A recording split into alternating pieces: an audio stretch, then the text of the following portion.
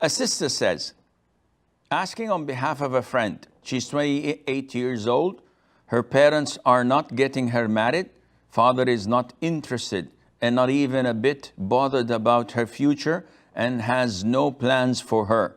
Mother is worried, but she says it's not in her hand, and how would she do it all alone?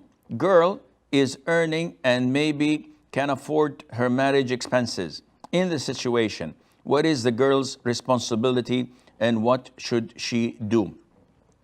This question has a number of areas intermingled together. First of all, the issue of finding the right suitor.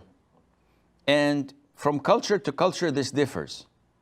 In India and Pakistan and elsewhere, that is the girl's family, look for a potential suitor. So they knock on people's doors, telling them that your son is a graduate, your son is an employee, your son is a potential person for marriage, so why don't you consider our daughter? And they look into it and how it goes. In normal cases, this is not the case. In Arabia and elsewhere, a woman is honored and she is sought after, not the other way around. It's not her parents that go look for a potential suitor. It's the men that look for such a woman with such character and attributes. But this is a cultural thing. If we call people not to go and look, maybe half of the women or more would not get married. So this is issue number one. If the father is not willing to look and the mother says that she's helpless and she cannot do it on her own, you can, or your friend can ask relatives. So she has female cousins, she has aunts, she has acquaintances.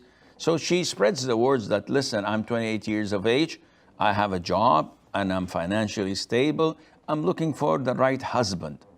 So my knight in shining armor, I'm okay if he drives a Corolla Toyota.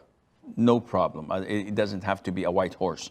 I'm okay if his income is below mid class. I'm okay if he's not that handsome, but he has to be at least practicing, praying in masjid, etc.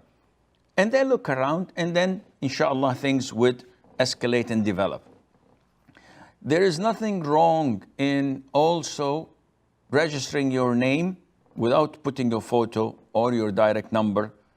Try to put your mahram's number, if you have one, your brother, your uncle, even your father, so that people would look into your profile and see. So post this in Islamic matrimonial sites.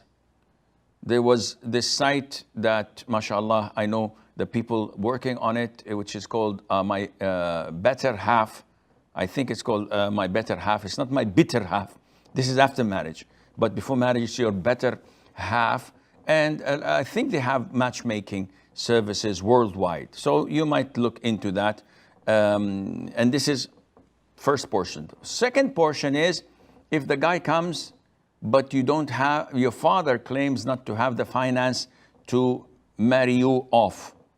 In this case, as long as you have saved some money, you can utilize this for your marriage, bearing in mind that Islamic marriages are supposed to be financially provided for totally by the groom. So it's the man's responsibility to pay for the mahar, for the dowry, to pay for the walima, and if there's a wedding, to pay for the wedding.